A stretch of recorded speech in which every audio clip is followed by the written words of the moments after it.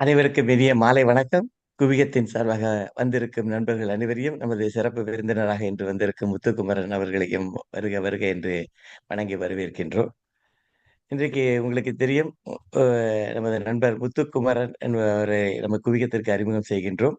அவர் குவியத்துக்கு தான் புதிதே ஒழிய, இலக்கிய உலகத்துக்கும், பத்திரிகை உலகத்துக்கும் மிகவும் பெரிய ஒரு ஜாம்பவான் என்று தான் சொல்ல வேண்டும்.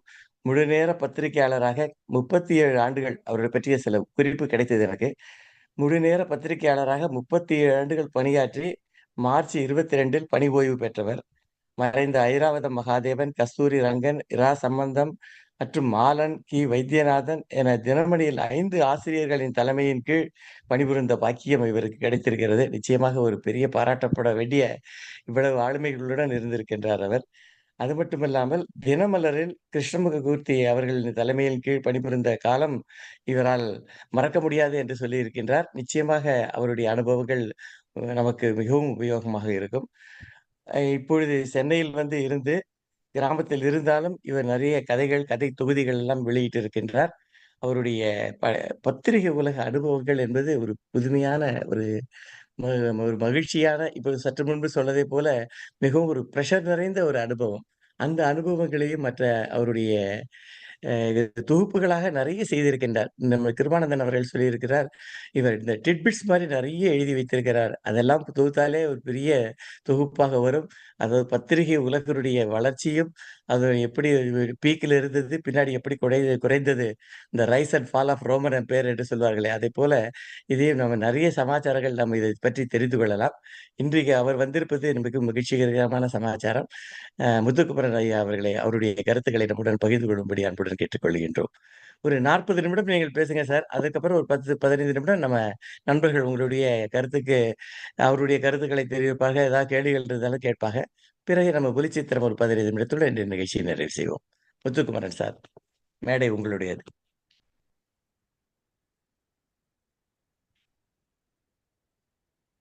எழுத்துலகில் அதிகம் தெரியாத அல்லது மறந்து போன சில விவரங்களை பகிர்ந்து கொள்ள வாய்ப்பளித்த குவிகம் ஆசிரியர் சுந்தரராஜன் மற்றும் கிருபானந்தன் ஆகியோருக்கு முதலில் நன்றி தெரிவித்துக் கொள்கிறேன்.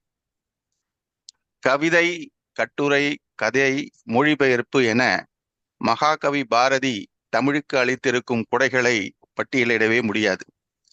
பாரதி பற்றி இன்றும் கூட புதிய புதிய செய்திகள் வந்து கொண்டுதான் இருக்கின்றன.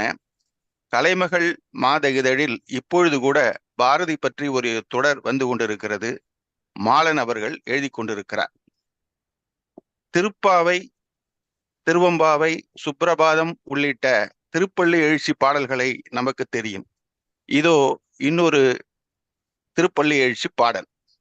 பொழுது புலர்ந்தது யாம் செய்த தவத்தால் புன்மை இருட்கணம் போயின யாவும் விழி துயில்கின்றன இன்னும் எம் தாயே வியப்பதுகான் பள்ளி எழுந்தருளாயே. நீண்ட உறக்கத்தில் ஆழ்ந்துள்ள பாரத அன்னை விழித்துக் கொள்ளவும், அடிமை வாழ்வு சுகம் என்று மயங்கிய இளம் பிள்ளைகளை எழுப்பவும் பாரதி பாடிய திருப்பள்ளி எழுச்சி இது என்ற விவரத்தோடு இந்த பாரதியை புகழ்பாடி எனது உரையை தொடங்குகிறேன். பொன்னியின் செல்வன் உள்ளிட்ட படைப்புகள் மூலம் வரலாற்று புதின நாவல்களில் மகுடம் பதித்தவர் கல்கி. மீரா படத்தில் எம்.எஸ். சுப்புலட்சுமி பாடிய காற்றினிலே வரும் கீதம் பாடலை இயற்றியவரும் இவர்தான். கல்கியின் மறைவிற்கு பிறகு டிசம்பர் 5, 1954 அவர் மரணமடைந்தார். 1976 அவர் எழுதிய அரும்பு அம்புகள் என்ற நாவல் கல்கியில் தொடராக வெளியானது. திரைப்படத்துக்காக தனது 2 சிறுகதைகளை நாவல் வடிவம் கொடுத்து 185 பக்கங்கள் எழுதியிருந்தார். இது அவரது புதல்வர் கி. ராஜேந்திரனுடைய தேடுதல் வேட்டையில் கிடைத்த புதையலாகும். இதனை அவர் ஒரு 65 வாரங்கள் வரக்கூடிய அளவிற்கு ஒரு அருமையான தொடராக கல்கியில் வெளியிட்டார். கடைசி அத்தியாயம் கல்கியின் கையெழுத்திலேயே பிரசுரமானது இந்த நாவலுக்கு மேலும் பெருமை சேர்க்கத்தக்க அம்சமாகும். தீபம் பார்த்தசாரதி 1960களில் மணிவண்ணன் என்ற பெயரில் கல்கியில் எழுதிய நாவல் குறிஞ்சி மலர். இந்த நாவலினுடைய தாக்கத்தால் அரவிந்தன், பூரணி என்று பெயர் சூட்டப்பட்டவர்கள் ஏராளம். பொதிகையில் தொடராக ஒளிபரப்பான இந்த படைப்பில் அரவிந்தனாக நடித்தவர் யார் தெரியுமா? தற்போதைய தமிழக முதல்வர் மு.க.ஸ்டாலின் தான் அவர். சமுதாய வீதி நாவல் சாகித்ய அகாடமி பரிசு பெற்றது. அவரது சுந்தர கனவுகள் நாவல் ஒரு வித்தியாசமான படைப்பு. இந்திய உழைக்கும் பத்திரிகையாளர்களின் பிரச்சனைகளை வைத்து தமிழில் எழுதப்பட்ட முதல் நாவல் இது என்பது கூடுதல் சிறப்பு. காலங்கள் மாறும் என்ற தலைப்பில் சில வாரங்கள் வெளியாகி தினமணி கதிரில் சில நேரங்களில் சில மனிதர்கள் என்று பெயர் மாற்றப்பட்ட நாவல் ஜெயகாந்தனுக்கு சாகித்ய அகாதமி விருதை பெற்று தந்தது. அக்னி பிரவேசம், சில நேரங்களில் சில மனிதர்கள், கங்கை எங்கே போகிறாள் இவைகள் ஜெயகாந்தனினுடைய ஒன்றுடன் தொடர்புடைய நாவல்களாகும். இந்த நேரத்தில் இவள், பாட்டிமார்களும் பேத்திமார்களும், அப்புவுக்கு அப்பா சொன்ன கதைகள், இவை மூன்றும் ஒரே கதையின் தொடர்ச்சியாகும். இதுபோன்று ஒரு சமூக நாவல்களை, ஒரு சரித்திர நாவல்கள் பாகங்கள் 1, 3 என்று வரும். ஆனால் சமூக நாவல்களை ஒவ்வொன்றும் ஒரு தனி நாவலாக்கி அதுவும் வெவ்வேறு பத்திரிகைகளில் வெளியானது என்பது இந்த நாவல்களுக்கு கிடைத்த கூடுதல் சிறப்பு. ஒரு மனிதன், ஒரு வீடு, ஒரு உலகம் ஜெயகாந்தனுடைய மாஸ்டர் பீஸ் என்று அழைக்கப்படுகிறது. இந்த நாவலின் முடிவில் 2ஆம் பாகம் வரும் என்று அறிவித்திருந்தார். ஆனால் அந்த படைப்பை அவரிடமிருந்து கொண்டு வர பத்திரிகை உலகம் தவறிவிட்டது. நஷ்டம் வாசகர்களுக்குத்தானே தவிர அவருக்கு இல்லை. அதிகம் சர்ச்சைக்குள்ளான ஜெயகாந்தனின் ஒரு நாவல் சினிமாவுக்கு போன சித்தாளு. ஜெயகாந்தன் கவிதைகளும் எழுதியுள்ளார். அவை ஜெயகாந்தனின் கவிதைகள் என்ற பெயரில் புத்தக வடிவம் பெற்றுள்ளன. கடல் புறா உள்ளிட்ட ஏராளமான சரித்திர நாவல்கள் படைத்த சாண்டில்யன் மனமோகம் உள்ளிட்ட சில சமூக நாவல்களையும் எழுதியுள்ளார். சரித்திர சாண்டில்யனுடைய கடல் ராணி சரித்திர நாவல் கல்கியில் தொடராக வெளியானது. அப்போது நான் கல்லூரி மாணவனாக இருந்தேன். கதையில் வரலாற்று பாத்திரமாக வரும் துலாஜி ஆங்கிரே கனோஜி என்பவரின் மகன் என்று அந்த நாவலில் குறிப்பிட்டிருந்தார். துலாஜி ஆங்கிரே கனோஜியின் பேரன் என்று பேராசிரியர் ஹரிராவ் குறிப்பிட்டுள்ளதை சுட்டிக்காட்டி கல்கிக்கு நான் ஒரு கடிதம் அனுப்பினேன். இதற்கு சாண்டில்யன் விளக்கம் அளித்திருந்தார். மகனா பேரனா என்ற தலைப்பில் எனது சந்தேக கடிதத்தையும் அதற்கு சாண்டில்யனின் பதிலையும் தொடர் வெளிவந்த பக்கத்திலேயே கல்கி இதழ் வெளியிட்டு சிறப்பித்தது. ஒரு மூத்த எழுத்தாளரினுடைய பொறுப்புணர்வையும் வாசகனுக்கு ஒரு இதழ் அளித்த மரியாதையும் என்னை வியக்க வைத்தது. 6 பத்திரிகைகளில் ஒரே சமயத்தில் தொடர் எழுதிய ஜனரஞ்சக எழுத்தாளர் PVR என்கிற PV ராமகிருஷ்ணன். பாலக்காட்டு தமிழ் மணம் இவரது கதைகளில் வீசும். கள ஆய்வு செய்து கதைகள் எழுதுவதில் கெட்டிக்காரர். சென்ட்ரல், GH, கிண்டி ஹோல்டான், மதுரநாயகி, மிலாட் ஆகிய நாவல்கள் இதற்கு சான்று. 1966ஆம் ஆண்டு கல்கியில் வெள்ளி விழா நாவல் போட்டியில் 2ஆம் பரிசு பெற்ற படைப்பு கல்லுக்குள் ஈரம். அகிம்சை தீவிரவாதத்துக்குமான போராட்டத்தை சித்தரிக்கும் கதை. இதை எழுதியவர் ராசு நல்ல பெருமாள். சிறந்த படைப்பாளி. நான் இளங்கலை பட்டப்படிப்பு படிக்கும் பொழுது இவரது கேட்டதெல்லாம் போதும் நாவல் துணைப்படமாக இருந்தது. சித்தார்த்தன் எப்படி புத்தனானான் என்பதுதான் கதை. தேடி பிடித்து அவசியம் படிக்க வேண்டிய படைப்பு இது. தூங்கும் எரிமலைகள் 1985 தினமணி கதிரில் வெளியான சர்ச்சைக்குள்ளான இவரது நாவல். பிராமண இளைஞன், திறமை தகுதி இருந்தும் மருத்துவ படிப்பு படிக்க முடியாது தீவிரவாதியாக மாறுவதை மைய கருத்தாக கொண்ட படைப்பு. பொருளாதார ரீதியிலான இடஒதுக்கீடு கோரிக்கை வலுத்து வரும் நிலையில் அவசியம் வாசிக்க வேண்டிய நாவல் இது. இது இப்போது அச்சில் இல்லை.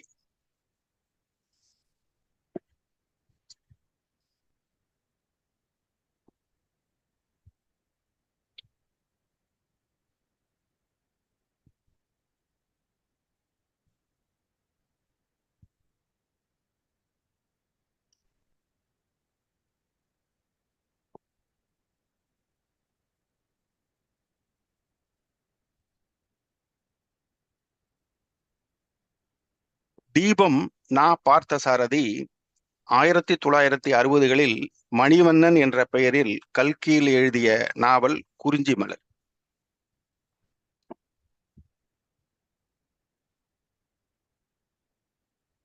சுஜாதா, பாக்கியம் ராமசாமி, புஷ்பா தங்கதுரை, ஹேமா ஆனந்த தீர்த்தன், இந்திரா பார்த்தசாரதி உள்ளிட்டோர் பெண் பெயரில் எழுதிய ஆண் எழுத்தாளர்கள். என் பெயர் கமலா தொடர் மூலம் வாசகர்களை கட்டி போட்டவர் புஷ்பா தங்கதுரை. யார் இவர்? வாசகர்கள் ஓயாது கேட்க தொடங்கிவிட்டனர். புஷ்பா தங்கதுரையின் படம் வெளியிட வேண்டும் என பலர் கேட்டுக்கொண்டிருக்கிறார்கள். புஷ்பா வரைந்த அவரது படம் இதோ என்று தினமணி கதிர் ஆசிரியர் சாவி படத்தை வெளியிட்டு விட்டார்.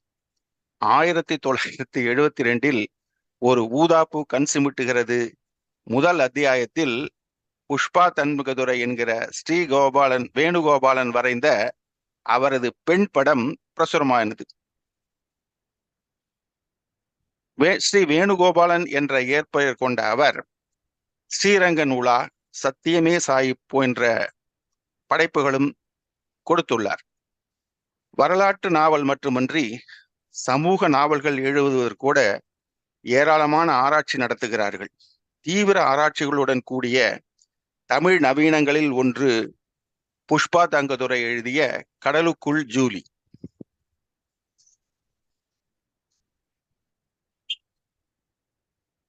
மூத்த எழுத்தாளரான ஜே.எம். சாலி இப்பொழுது சிங்கப்பூரில் வசிக்கிறார். தற்பொழுது குடும்பத்தாருடன் மாயவரம் வந்திருக்கிறார்.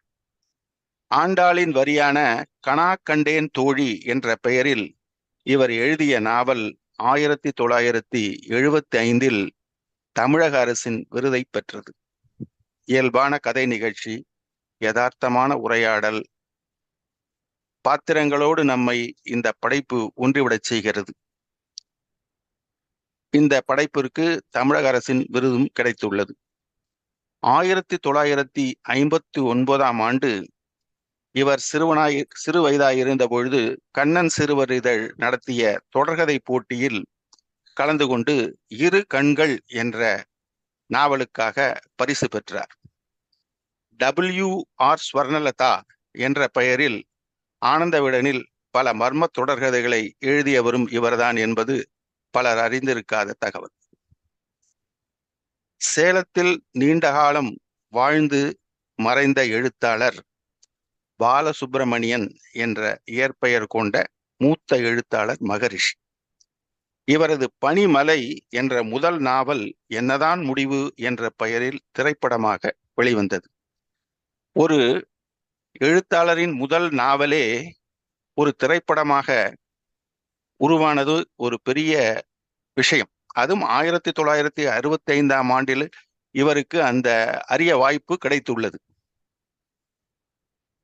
பத்ரகாளி, சாய்ந்தாடம்மா சாய்ந்தாடு, புவனா ஒரு கேள்விக்குறி போன்ற இவரது நாவல்கள் ஒரே ஆண்டு, அதாவது 1977 இவர் எழுதிய 3 நாவல்கள் திரைப்படமாக வந்துள்ளன. கவிஞர் என்றவுடன் நம் மனதில் உடன் ஓடி வரும்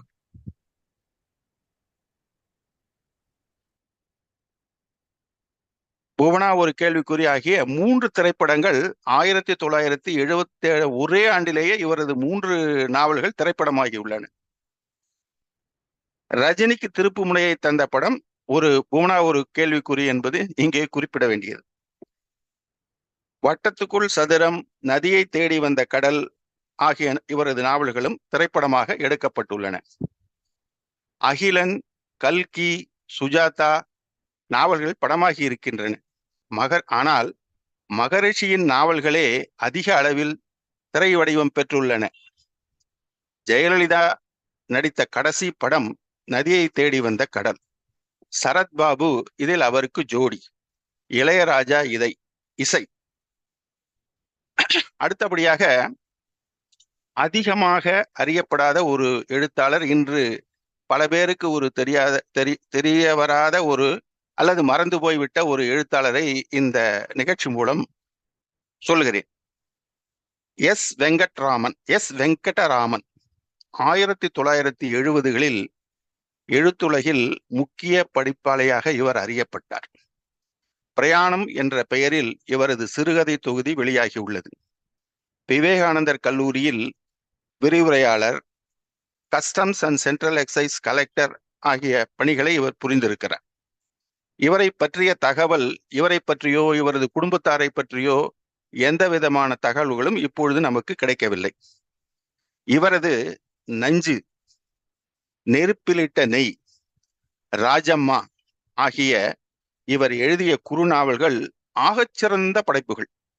இக்கதைகளினுடைய ஜெராக்ஸ் பிரதிகள் என்னிடம் உள்ளது. இது புத்தக வடிவம் பெற்றால் இலக்கிய உலகில் அவை மீண்டும் பேசப்படும். அந்த எழுத்தாளரின் பெருமை உலகத்திற்கு மீண்டும் தெரிய வரும்.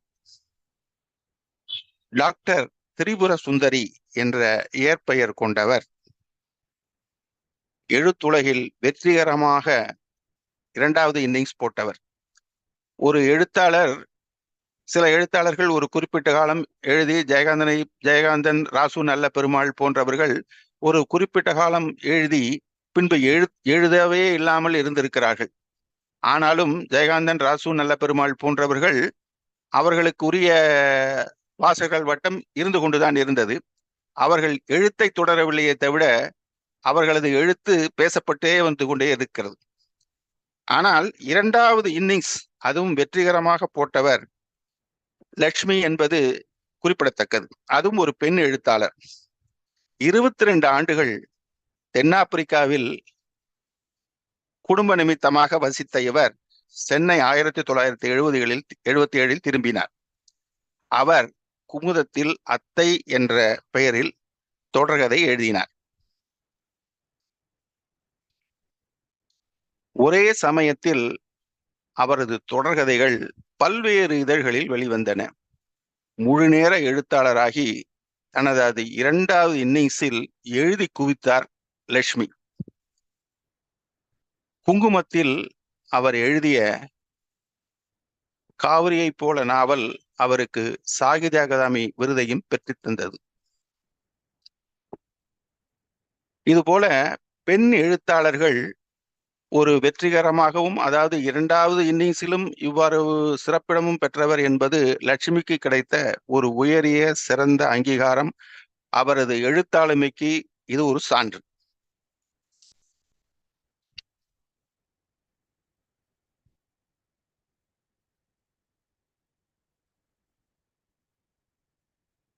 கன்னியாகுமரி மாவட்டம் மார்த்தாண்டம் அருகே உள்ள புலிப்புணம் கிராமத்தைச் சேர்ந்தவர் பெண் எழுத்தாளர் ஹெப்சிபா ஜேசுதாசன். புத்தம் வீடு நாவல் மூலம் தமிழ் இலக்கிய உலகுக்கு அறிமுகமானார். டாக்டர் செல்லப்பா, அனாதை, மானி ஆகியவன இவரது பிற நாவல்கள். தமிழ் பேராசிரியரான ஜேசுதாசனை மனம் செய்து கொண்டார். ஆங்கிலத்தில் கவிதை எழுதும் ஆற்றல் பெற்றவரான இவர் தனது கணவருடன் இணைந்து தமிழ் இலக்கிய வரலாற்றை ஆங்கிலத்தில் எழுதியுள்ளார் என்பது குறிப்பிடத்தக்கது.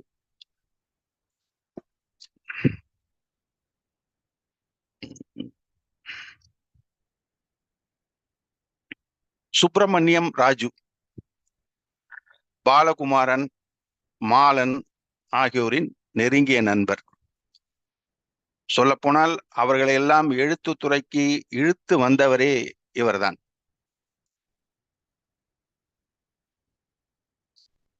இவரையே நாயகனாக்கி பாலகுமாரன் எழுதிய நாவல் இரும்பு குதிரை.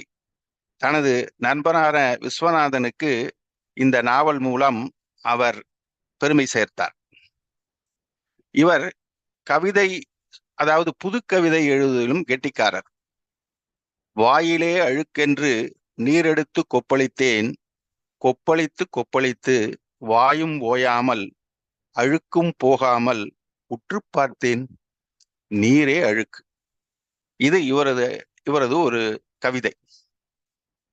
சென்னை நந்தனம் அருகே நடந்த ஒரு மோசமான சாலை விபத்தில் டிசம்பர் 10, 1987 தனது 39வது வயதிலேயே உயிரிழந்து விட்டார். இவரது கதைகள் கிழக்கு பதிப்பகம் சார்பில் சுப்பிரமணியம் ராஜு சிறுகதைகள் என்ற தலைப்பில் அவரது சிறுகதைகள் மற்றும் குறு நாவல்கள் நூல் வடிவம் பெற்றுள்ளன.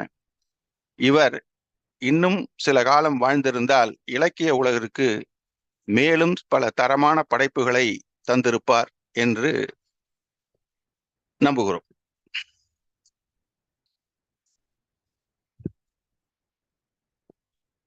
மலர் மன்னன் சிவராமகிருஷ்ண ஆதித்தன் அரவிந்தன் சிவராமகிருஷ்ண அரவிந்தன் என்ற இயற்பெயர் கொண்டவர். 1960-80 வரையிலான காலகட்டத்தில் சிறுகதை, நெடுங்கதை, தொடர்கதை எழுதி கவனம் பெற்றவர்.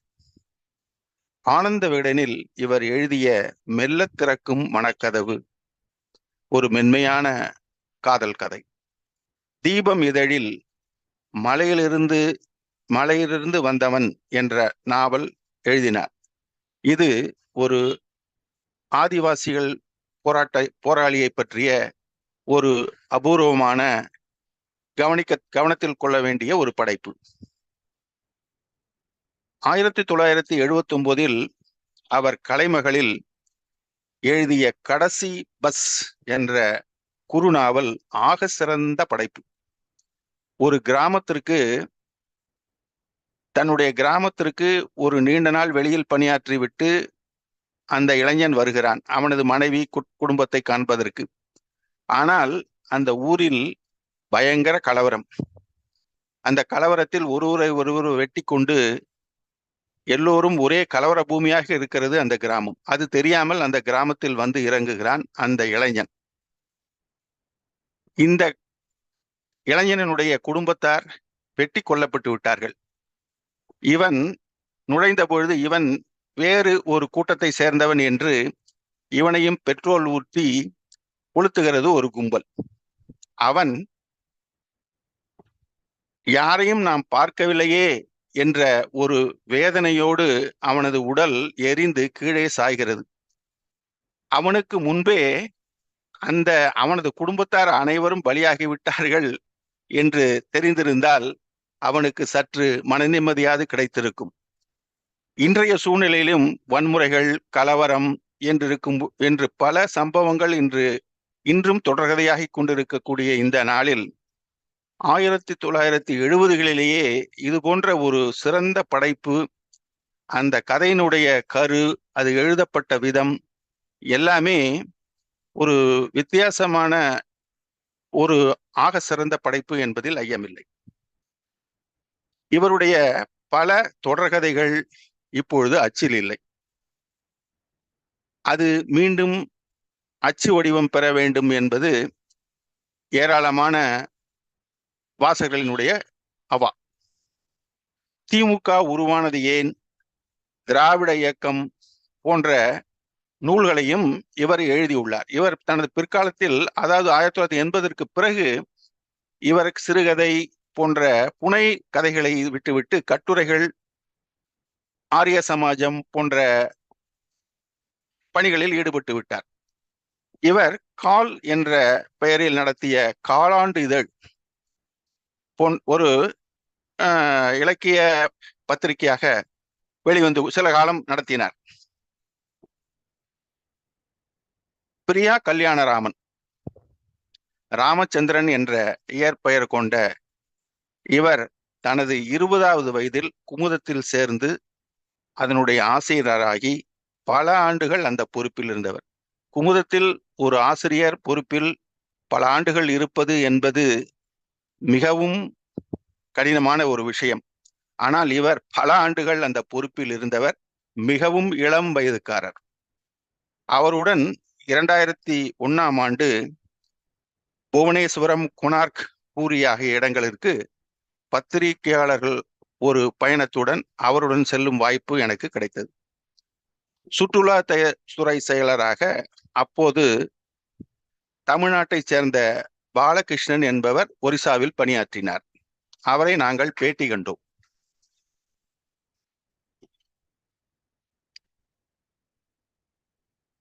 காமராஜர் படத்தை தனது அலுவலக அறையில் வைத்திருப்பதாக பாலகிருஷ்ணன் பேட்டியின் போது குறிப்பிட்டார். அரசு பதில்கள் என்பது குமுதத்தில் வரக்கூடிய ஒரு வாசகர்கள் அடிக்கம் படிக்கக்கூடிய ஒரு பகுதி. பயணக் கட்டுரைகளை ஒரு வெளியிட்டுவிட்டு அரசு பதிலில் காமராஜர் தொடர்பான இந்த விவரத்தை பிரியா கல்யாணராமன் பதிவு செய்து விட்டார். இந்த தகவல் நான் தினமணிக்கு அளித்த செய்தியில் விடுபட்டு விட்டது. அப்போதைய தினமணி ஆசிரியர் ராமதிரு சம்பந்தம் இதை சுட்டிக்காட்டி தகவல் திரட்டுவதில் பத்திரிகையாளன் என்பவன் எவ்வளவு விழிப்புடன் இருக்க வேண்டும் என்று அறிவுறுத்தினார். இவர் பிரியா கல்யாணராமன் இளம் வயதிலேயே ஜூன் 22, 2022 காலமானார்.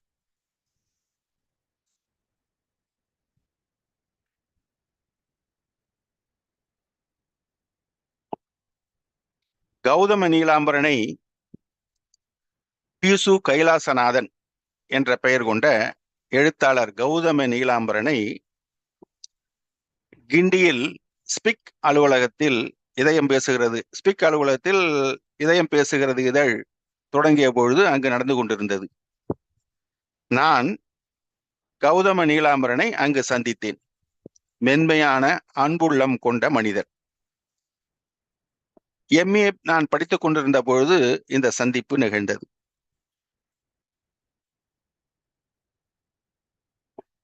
கவனம் சிதறாது நன்கு படித்து நல்ல வேலை வாய்ப்பை பெற வேண்டும் என்று என்னை அன்புடன் வாழ்த்தினார்.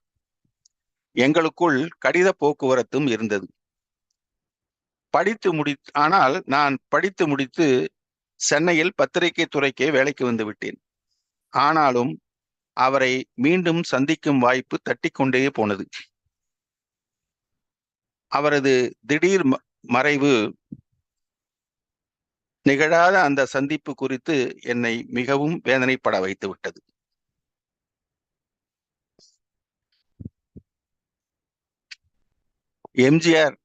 எம்ஜிஆரை நமக்கு நடிகராக, முதல்வராக நம்மில் பலருக்கு தெரியும். ஆனந்த விகடனில் நான் ஏன் பிறந்தேன் என்ற தலைப்பில் வாழ்க்கை தொடரை அவர் எழுதியுள்ளார். தினமணி கதிரில் 1970களில் எம்ஜிஆர் பதில் சொல்கிறார் என்ற தலைப்பில் கேள்வி பதில் பகுதி வெளியானது. இப்படியெல்லாம் கூட கேள்வி கேட்க முடியுமா, கேட்கிறார்களே என்ற தயக்கம் சிறிதுமின்றி அனைத்து விதமான கேள்விகளுக்கும் பதிலளித்து வியப்பில் ஆழ்த்தினார் மக்கள் திலகம்.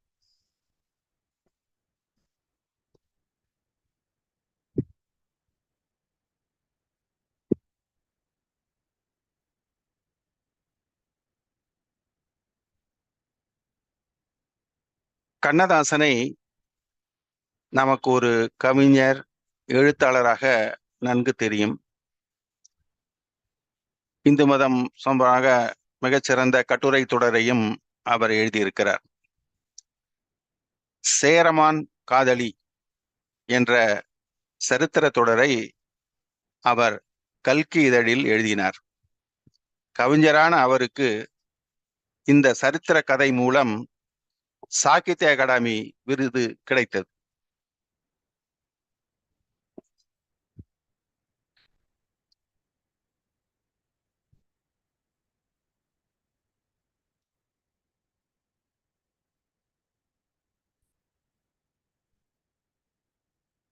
பிரான்சிஸ் கிருபா ஒரு குறிப்பிடத்தக்க வேண்டிய ஒரு எழுத்தாளர்.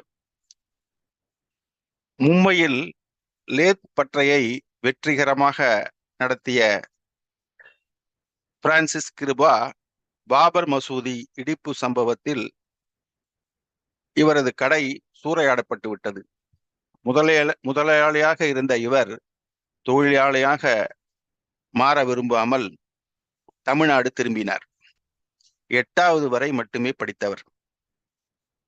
தமிழின் முதல் 10 நாவல்களில் முதலிடத்தில் இப்பொழுது இருக்கும் கன்னி என்ற நாவலுக்கு சொந்தக்காரர்.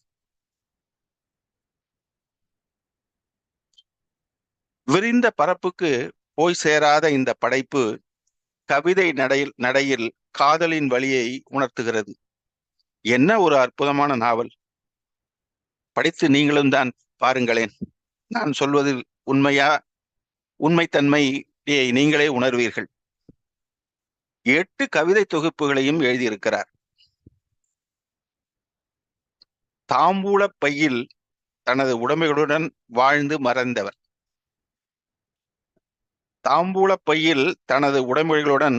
மறைந்தவர். மும்பை வாழ்க்கையை ஏறக்குறைய இறைவன் என்ற தலைப்பில் நாவல் எழுத திட்டமிட்டிருந்தார். ஆனால் அது நிறைவேறவில்லை. இதுபோன்று எழுத்தாளர்களிடத்தில் சில குறைபாடுகள் இருக்கின்றன. அவர்களை போஷிக்க சரியான நபர்கள் இல்லை. ஆனால் அவர்கள் திறமையான படைப்புகளை தரக்கூடிய ஆற்றலை பெற்றவர்களாக இருக்கிறார்கள். அவருக்கு இந்த கன்னி நாவலை அவர் எழுதும் பொழுது அவருக்கு ஒரு நிலையான ஒரு வருமானம் போன்றவை அளித்து அந்த பதிப்பகத்தார் அந்த நாவலை வரவழைத்தனர். அவ்வளவு ஆற்றல் கொண்ட அவரை மற்றும் ஒரு நாவலை தருவதற்கு அவரை பயன்படுத்திக் கொள்ளவோ அல்லது அவரிடம் அந்த நாவலை கொண்டு வரவோ நாம் தவறிவிட்டோம் என்றுதான் நான் சொல்லுவேன். ஏனென்றால் இது போன்ற எழுத்தாளர்கள் ஏராளமானவர்கள் இருக்கிறார்கள். வெளிச்சத்திற்கு வராதவர்கள், வெளிச்சத்திற்கு வந்தும் மேலும் வெளிச்சம் பெற முடியாதவர்கள், இவைதான் இன்றைய எழுத்தாளர்களினுடைய நிலையாக இருக்கிறது. ஆகவே எழுத்தாளர்கள் மீதும் அவர்களை படைப்புகளை கொண்டு வருவதிலும் நாம் இன்னும் நமது சமுதாயம் மேலும் அக்கறை காட்டினால் இது போன்ற எழுத்தாளர்கள் மேலும் மேலும் உருவாவார்கள். அவர்களிடமிருந்து தமிழுக்கு மேலும் நல்ல படைப்புகள் கிடைக்கும்.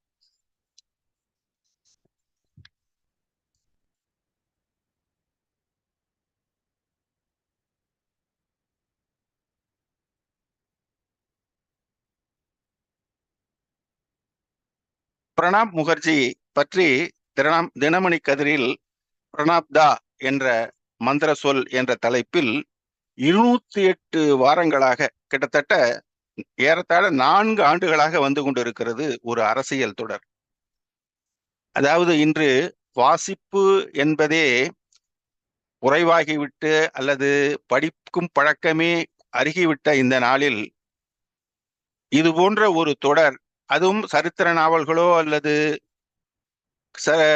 சமூக நாவல்களோ அல்ல, ஒரு அரசியல் தொடர் 208 வாரங்கள் அதுவும் தொடர்ந்து வந்து கொண்டிருப்பதும் அது வாசகர்களை அதற்கு அளிக்கும் வரவேற்பும் குறிப்பிடத்தக்கதாக இருக்கிறது. ஏராளமான அரசியல் விஷயங்கள், பிரணாப் முகர்ஜியோடு தொடர்புடைய பல்வேறு அரசியல் சம்பவங்கள், இது போன்ற ஒரு அரசியல் தொடர் ஒரு மிகவும் சமீப காலத்தில் இது போன்ற இது இன்னும் ஓராண்டு கூட வரும் என்று நான் நினைக்கிறேன். இது ஒரு எழுத்துலகில் ஒரு வித்தியாசமானதாக இருக்கிறது. தினமணி ஆசிரியர் கி வைத்தியநாதன் அவர்கள் இதை எழுதி கொண்டிருக்கிறார்.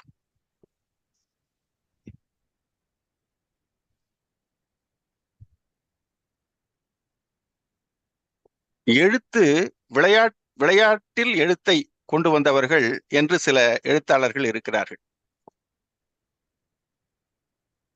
அதில் நா பார்த்தசாரதி அவர்கள் அம்மானை என்ற விளையாட்டை அவரது துளசி மாடம் என்ற நாவலில் சொல்லியிருக்கிறார். ஜெயகாந்தன் பம்பரம் விளையாட்டை ஒரு மனிதன் ஒரு விளையாடு, ஒரு மனிதன் ஒரு வீடு ஒரு உலகம் நாவலில் ஒரு அந்த அந்த காட்சியை பார்க்கும் பொழுது நாமே பம்பரம் விடுவது போன்று இருக்கும். அது மாதிரியான அந்த விளையாட்டு, எழுத்து விளையாட்டு. மெரினா, ஸ்ரீதர்,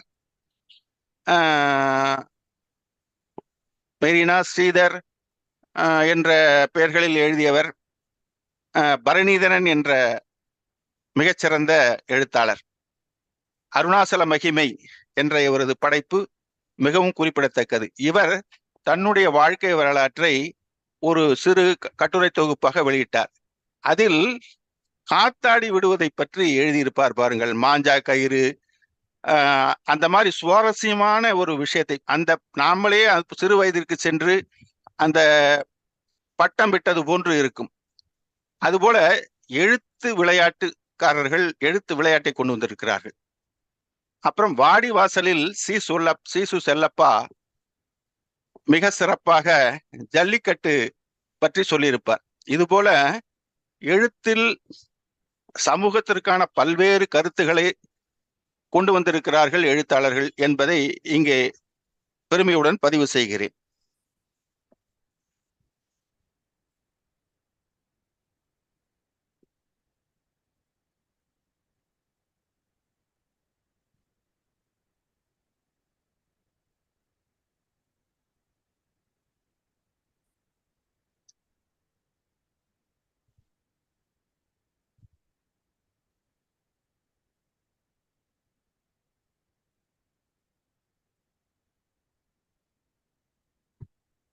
அரசியல்வாதிகளுக்கும் திரைப்பட கலைஞர்களுக்கும் கிடைக்கும் மரியாதையை 10ல் 1 பங்கு கூட எழுத்தாளர்களுக்கு கிடைப்பதில்லை என்பது நிஜம்.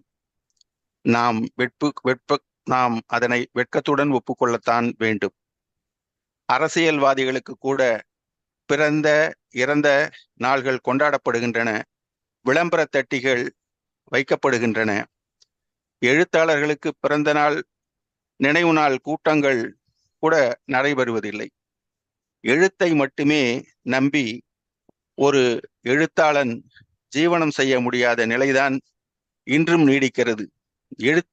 எழுத்தை மட்டுமே முழு நேர எழுத்தாளராகி வசதியாக அதன் மூலமே வாழ்ந்தவர்கள் போன்ற ஜெயகாந்தனை போன்ற ஒரு சிறு எழுத்தாளர்கள் தான் எழுத்தையே ஜீவனமாக கொண்டு ஓரளவு வெற்றிகரமான ஒரு வருமானத்துடன் வாழ்ந்தவர்களே தவிர, எழுத்தை மட்டுமே நம்பி ஒரு எழுத்தாளன் இருக்க முடியாத நிலைதான் இன்று தமிழ்நாட்டில் நிலவுகிறது.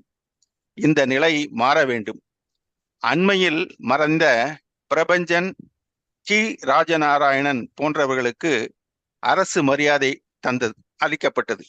இது நமக்கு எழுத்தாளர்களுக்கு ஒரு ஆறுதலான விஷயம். எழுத்தாளர்களுக்கு வருங்காலத்தில் உரிய அங்கீகாரம் கிடைக்க வேண்டும். மறைந்த அல்லது மறக்கப்பட்ட எழுத்தாளர்கள் கண்டுபிடிக்கப்பட வேண்டும். அவர்களது படைப்புகள் மீண்டும் அச்சு வடிவம் பெற வேண்டும். அவர்களுடைய வாழ்க்கை தரத்தை உயர்த்த புரவலர்களும் அரசும் ஆவண செய்ய வேண்டும். தரமான படைப்புகளை தமிழுக்கு தரும் இளம் படைப்பாளிகள் மேலும் மேலும் நாளுக்கு நாள் உருவாக வேண்டும். அவர்களை நாம் ஊக்குவிக்க வேண்டும். அருமை அருமை அருமை முத்துக்குமரன் அவர்களே. ஆகாசவாணியின் குவிகம் வானொலி நிலையம் இன்றைய தகவல்களை வாசித்தவர் முத்துக்குமாரன் என்று சொல்லும் அளவிற்கு சிறப்பாக தகவல்களை அள்ளி தந்திருக்கின்றீர்கள். மிகவும் மகிழ்ச்சியா இருக்கிறது. இப்ப நண்பர் நாகேந்திர பாரதி குறிப்பிட்டதை போல நேயர்கள் அனைவரையும் அப்படியே 70, 80களை அப்படியே எடுத்துக்கொண்டு சென்று விட்டீர்கள். எவ்வளவு தகவல்கள்! நிச்சயமாக இந்த தகவல்கள் பாதி நமக்கு தெரிந்திருந்தாலும் நாம் பழகிய பாதையில் நாம் திரும்பி செல்லும் பொழுது நம் மனசில் ஒரு உற்சாகமும் ஒரு சந்தோஷமும் வருது. சாவியை பத்தி, சுஜாதா பத்தி, பாலகுமாரை பத்தி, சுப்பிரமணிய ராஜுவை பத்தி இன்ஃபேக்ட் நான் இதெல்லாம் ஒரு குறிப்பு எடுக்கலான்னு பார்த்தேன். குறிப்பு எடுக்க முடியாத அளவுக்கு அவ்வளவு தகவல்கள் அள்ளி அள்ளி கொட்டி கொட்டி இருக்கிறார். அது எப்படி குறிப்பு எடுக்கிறது? சரி, இன்னொரு அவருடைய வீடியோ வச்சு வச்சு தனியா உட்காந்து தனியா நோட் பண்ணி எழுதலாம் அப்படின்னு தோணியிருக்கு.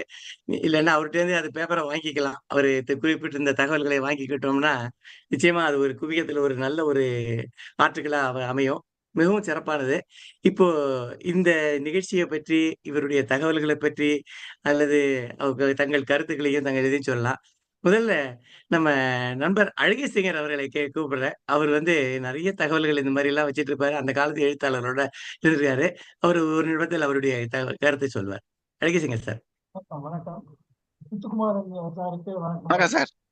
இது ஒரு நல்ல சிறப்பான தகவல் என்ன சொன்னீங்க. ஆனால் நீங்க வந்து பத்திரிகை கதைகளை பத்தி தான் சொன்னீங்க. தொடர்கதைகளை பத்தி தான் சொன்னீங்க. ஆனா அதை விட முக்கியமான கதைகள் எல்லாம் இலக்கிய பத்தி எல்லாம் சொல்லல. உதாரணமா இந்த புஸ்தகம் நீங்க பாத்தீங்கன்னா அசதுன்ட்டு இந்த புஸ்தகம் வந்து காசியப்பன் ஒருத்தர் எழுதியிருக்காரு. அது இலக்கியத்தரமான ஒரு புத்தகம். அது தமிழ்ல வந்து படிக்க வேண்டிய புத்தகம். அது இதை பத்தி தான் நீங்க சொல்ற. நகுலன் ஒரு எழுத்தாளர் பத்தி உங்களுக்கு தெரியுமா? தெரியும், நகுலன் தெரியும். அதாவது நகுலன்கிற எழுத்தாளரை பத்தி நிறைய பேருக்கு தெரியும். அதாவது இதுல வந்து நான் வந்து என்னன்னா, ஒரு எழுத்தாளர்களை எல்லாத்தையும் சொல்லிட முடியாது. எனக்கு தெரிந்தவர்களும் அந்த நேரத்துல சொல்ல வேண்டிய கருத்துக்களை சொல்லியிருக்கேன். விடுபட்டவர்கள் ஏராளம். அதை நீங்கள் சுட்டி காட்டியதற்கு நன்றி. அதாவது அந்த நகுலன் இவங்க எல்லாம் வந்து இதை விட மோசம். இப்ப நீங்க சொன்ன எழுத்தாளர் கவனிக்கலாம்னு சொன்னீங்க. இதை விட மோசமா அவங்க எல்லாம் கவனிக்கவே இல்லை யாருமே. அவங்க வந்து எக்ஸ்பெரிமெண்டலா நிறைய நாவல்கள் எழுதியிருக்காங்க, எல்லாம் எழுதிருக்காங்க. அதுதான் நான் உங்களுக்கு சொல்றேன். ஆனா நீங்க சிறப்பா சொன்னீங்க. இது வரைக்கும் சொன்னதுக்கு ரொம்ப நன்றி. இல்ல, அவருடைய நகுலனுடைய சிறுகதைகள் தொகுப்பு நான் வச்சிருக்கேன்.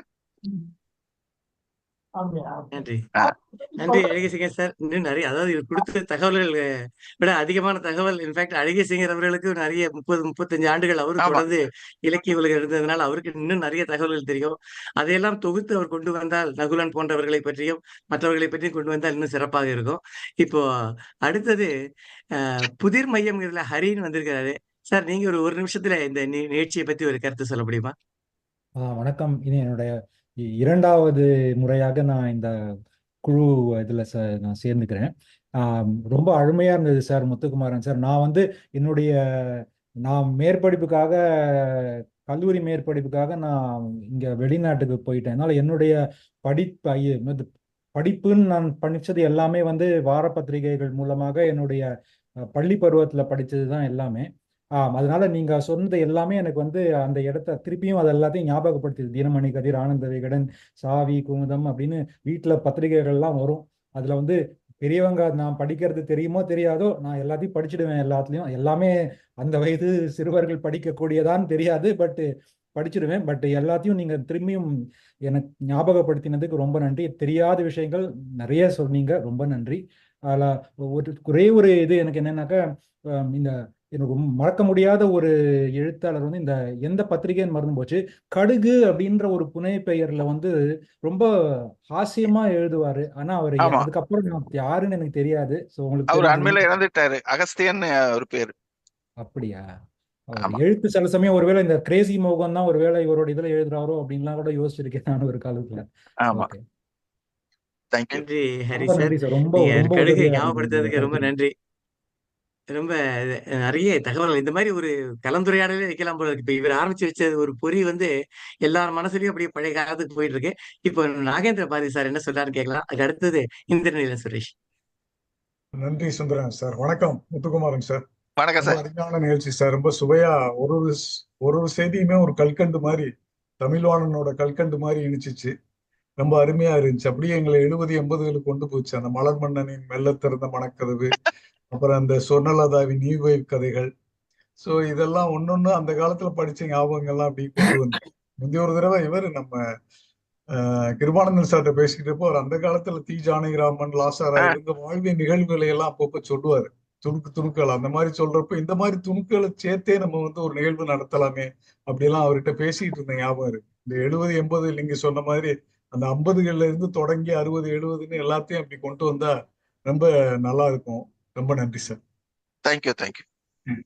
அருமையா இருந்தது. நாங்க இத பாத்து நீங்க சார் நீங்க முத்துக்குமாரனுடைய தலைமையில நம்ம இந்த இதெல்லாம் தொகுத்தோம்னா, நெறைய இன்ஃபர்மேஷன் பின்னாடி உள்ள உலகத்துல இருக்கும். அவரு அனுப்பிச்சாருன்னா, நம்ம குவியத்துல தொடர்ந்து கூட நம்ம அதெல்லாம் போடலாம். 50லேருந்து ஆரம்பிச்சு நீங்க சொன்ன மாரி, தமிழ் பாரதியார்லேருந்தே ஆரம்பிக்கலாம். அதனாலதான் நான் 19 அதனாலதான் நான் அதாவது பாரதியை தொடங்காம நம்ம தொடங்க முடியாதுங்கிறதுனாலதான் பாரதியாரை தொடங்கி இந்த நிகழ்ச்சியை தொடங்கினேன். சிறப்பு சார் அது. ரொம்ப சிறப்பு அது. பாரதியார் காலத்திலேருந்து உள்ள கதைகள், அவருடைய கார்ட்டூன், அவருடைய சிறுகதைகள் அதெல்லாமே அவருடைய அந்த தொடர்ந்து நம்ம அப்படியே எழுதிக்கலாம். அவருடைய காக்கா பார்லிமெண்ட் எல்லாம் எப்பேற்பட்ட ஒரு அருமையான ஒரு அரசியல் நையாண்டி. அருமையான கதைகள். அத பற்றி நெறைய நம்ம பேசலாம். இத பத்தி தொடர்ந்து அப்படியே வச்சிருந்தோம்னா, நமக்கு ஒரு இன்ஃபர்மேஷன் இது மாரி ஒரு அகராதி மாரியோ, அல்லது ஒரு நிகண்டு என்ன சொல்லலாம் அதுக்கு? அந்த மாரி ஒரு வித்தியாசமான ஒரு இத கொண்டு வரலாம். ரொம்ப அருமையா இருக்கு. தெசாரஸ் மாரி சொல்லலாம். இந்திரநீலன் சுரேஷ், நீங்க உங்களுடைய கருத்து சொல்லுங்க. அ அடுத்தது பானுமதி வெங்கடேஷன். அனைவருக்கும் வணக்கம். முத்துக்குமார் சாருக்கு ஒரு ஸ்பெஷல் வணக்கம். ஏன்னா ஒரு 80ல ஒரு குமுதம் திடீர்னு நம்ம கையில கிடைச்சதுனாக்க எப்படி ஒரு சந்தோஷப்படுவோமோ, அது மாதிரி திடீர்னு எல்லாரும் ஐயோ தெரிஞ்ச பேராக்க, ஆமா அந்த கதை படிச்சிருப்போமே, இந்த இதை படிச்சிருப்போமேன்னு சொல்லி ஒரு இனம் புரியாத ஒரு மகிழ்ச்சியை அவர் கொண்டு வந்துட்டார். ஒவ்வொரு கதைகளுக்கும் ஒவ்வொரு எழுத்தாளர் பத்தி சொல்லும் பொழுது, எஸ்பெஷலி சுப்பிரமணிய ராஜு போன்றவர்கள்லாம் பத்தி சொல்லும்போது அவர் சொன்ன அந்த வார்த்தைகள் அப்படியே சுப்பிரமணிய ராஜு மட்டும் இருந்திருந்தாங்க இப்ப எப்படியெல்லாம் இருந்திருக்கும், என்ன மாதிரியான கதைகள்லாம் கொடுத்திருப்பார் அப்படின்னு நினைக்காதவர்கள் கிடையாது எழுத்துடைய. இன்னொன்னு எனக்கு தோணுது என்னன்னாக்க, இந்த குவையத்துல எத்தனையோ எழுத்தாளர்கள் இருக்கிறோம். ஒரு 30 வருஷம் கழிச்சு நம்மளை பத்தி எல்லாம் யாராவது இது மாதிரி சொல்லுவதற்கு வாய்ப்பு இருக்குமா அப்படின்னு சொல்லி அந்த அளவுக்கு நம்ம எப்படி how you are going to rise our level அப்படிங்கிற ஒரு தாக்கமும் எனக்கு இருந்தது. சுந்தரராஜன் சார் சொன்ன மாதிரி இந்த ஒரு அருமையான நிகழ்ச்சி, இதுல இருக்கிற அந்த அந்த கல்கண்டுகளை எல்லாம் திரட்டி வாரம் ஒரு முறை மாதம் ஒரு முறை புத்தகம் வரும்போது அதுலயே இடம்பெற்றா எல்லாருக்கும் உபயோகமா இருக்கும்னு நினைக்கிறேன். வாய்ப்புக்கு நன்றி. நன்றி சுரேஷ் சார். ரொம்ப நல்லா சொல்லிக்கிறீங்க. இதெல்லாம் நிச்சயமா தொகுத்து பண்ண வேண்டிய ஒரு அருமையான தகவல் களஞ்சியம். பானுமதி வெங்கடேஸ்வர், நீங்க சொல்லுங்க. வணக்கம். நீங்க ரொம்ப நிறைய எழுத்தாளர்களை பத்தி நிறைய விஷயங்கள் சொன்னீங்க. கேட்க சந்தோஷமா இருந்தது. ஏன்னா நமக்கு WR சொன்னதால யாருன்னாலும் அப்ப மண்டையை விட்டுருக்கேன், யாருன்னே தெரியாது அப்போ அந்த மாதிரி. அப்புறம் நீங்க ஸ்டெல்லா புரூஸை விட்டுட்டு இல்லையா, அது ஒண்ணு தோணிட்டு. ஸ்டெல்லா புரூஸ் ஒரு நல்ல ரைட்டர்.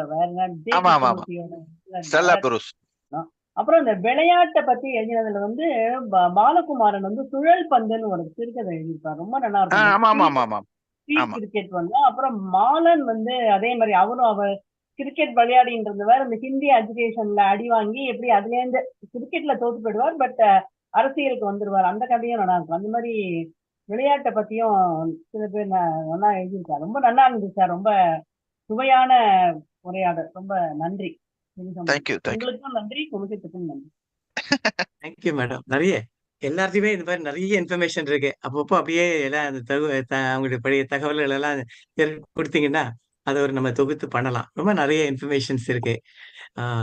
அடுத்தது பானு நடராஜ். பானுமதி மேடம், நீங்க சொல்லுங்க.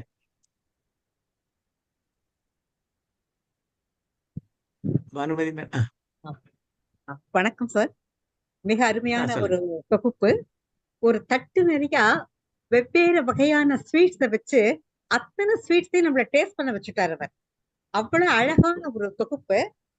அதுல அவர்களுடைய இயற்பெயர், அவங்க புனைப்பெயர், அவங்க கொண்டு வந்து எழுதின விஷயங்கள், அதுல விளையாட்டு இருந்தது, சமூக அக்கறை இருந்தது, இதை எல்லாத்தையும் சேர்த்து சொல்லி அதுல எந்த இடத்தை ஹைலைட் பண்ணணுமோ அதை அழகா ஹைலைட் பண்ணி ரொம்ப அருமையா சொன்னார்.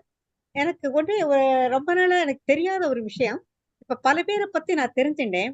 இந்த சேவர் கொடியோங்கிற பேர்ல எழுதினது தாமரை மணாளனா? தாமரை மணாளன் தான் பாஸ்கரா? ஆமா, தாமரை மணாளன் ஜே பாஸ்கரன்.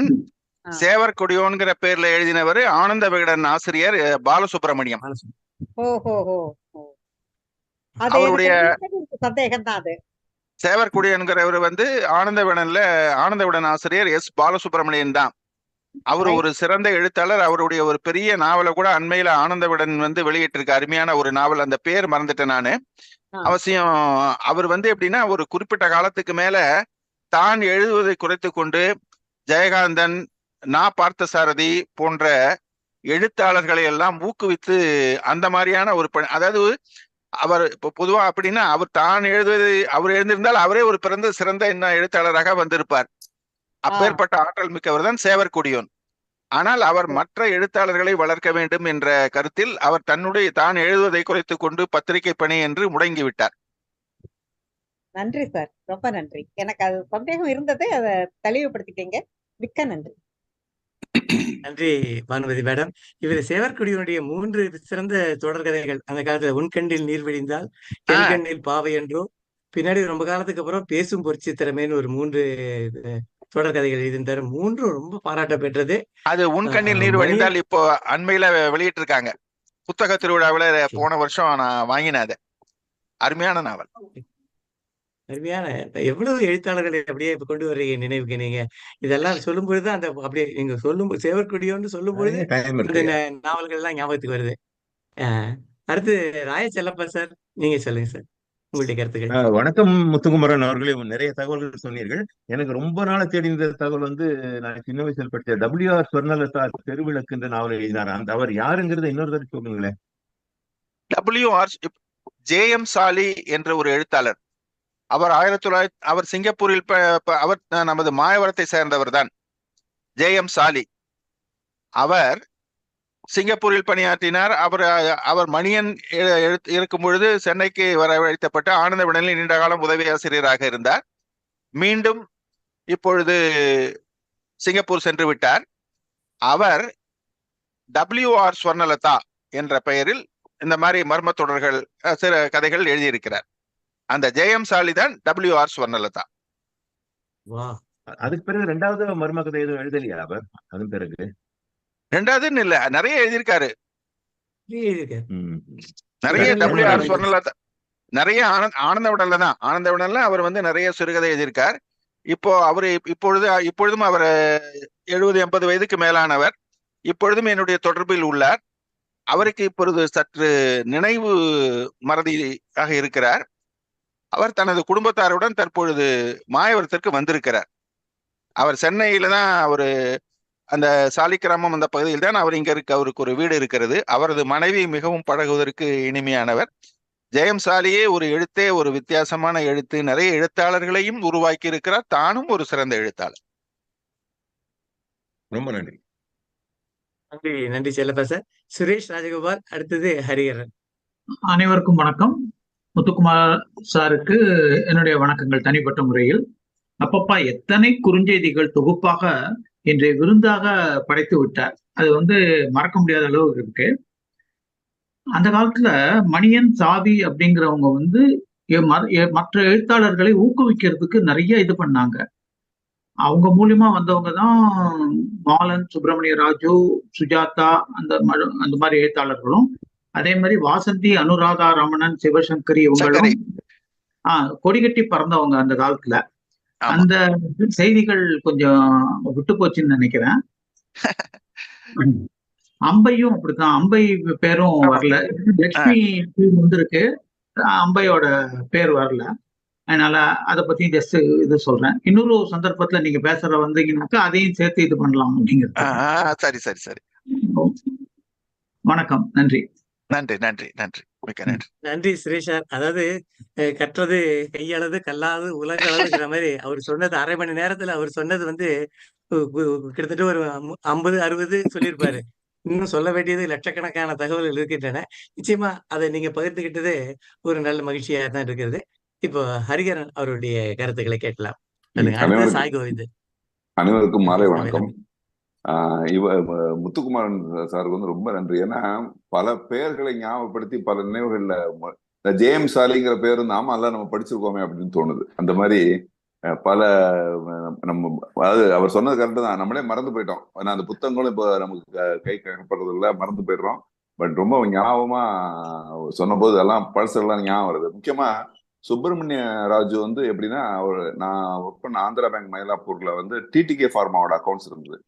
சுப்பிரமணிய ராஜ் அங்க ஒர்க் பண்ணிட்டு இருந்தாரு. ஸோ அதனால 86களில் 85-86ல பிரான்ச்சுக்கு அடிக்கடி வருவாரு. சுப்பிரமணிய ராஜை மீட் பண்ணி நிறைய பேசியிருக்கோம். அப்ப அவர் சொன்ன ஒரு தகவல், ஒரு எதிர்பார்ப்பு என்னங்கிற இப்ப சொன்னார், நல்லா சரியா நினைக்கிறேன். அவர் என்ன சொன்னார்னா, இந்தியா முழுக்க ஒரே ஒரு லாங்குவேஜோ இல்லாட்டி ஒரு லாங்குவேஜ்ல எழுதுற மாதிரி ஒரு வசதி இருந்ததுன்னா நம்ம கதைகள் எல்லாம் இவ்வளவு பெரிய ஒரு கண்ட்ரிக்கு வந்து நார்த் டு சவுத் கம்ப்ளீட்டா எல்லாரும் படிக்க முடியுமே.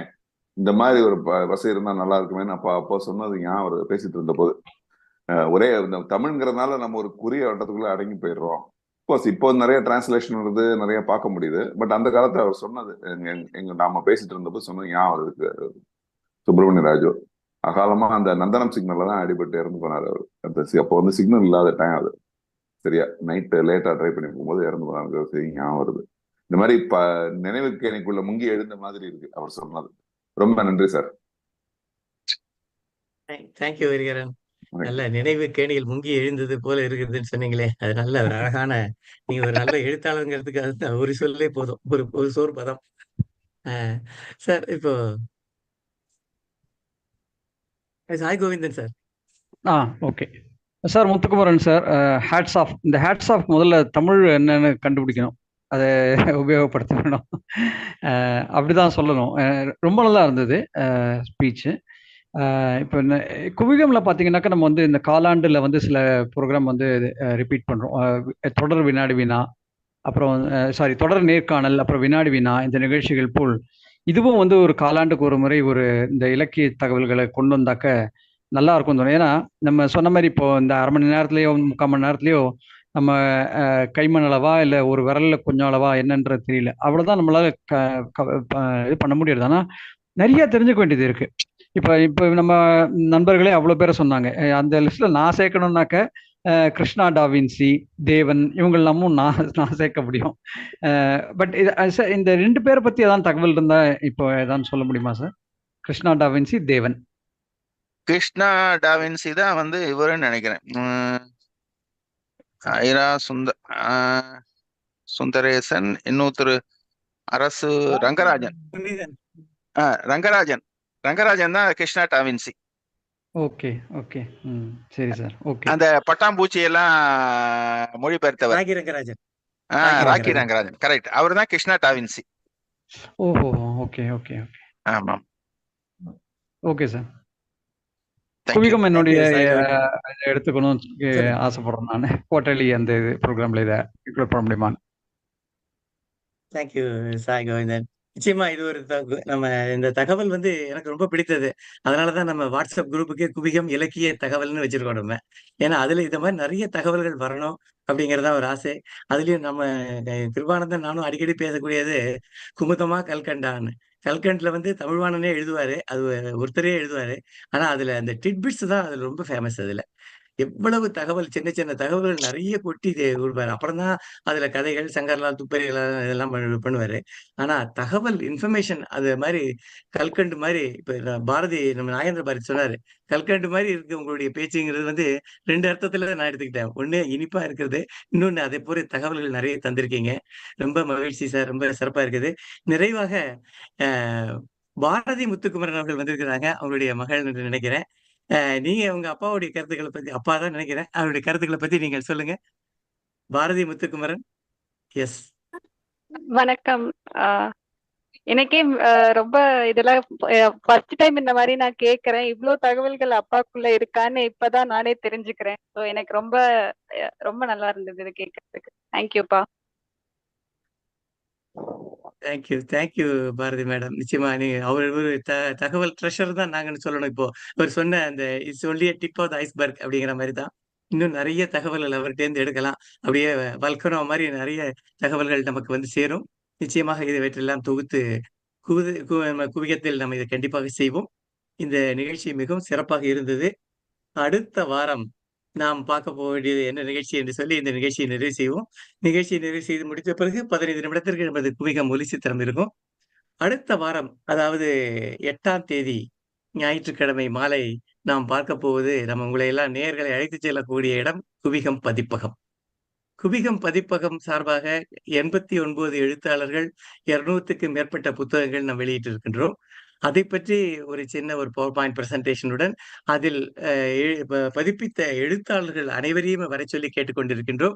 இங்கேயே இருக்காங்க. இங்க இருக்கிற அத்தனை பேருமே குவிகம் பதிப்பகத்தில் அவங்களுடைய புத்தகங்கள் வெளிவந்திருக்கின்றன.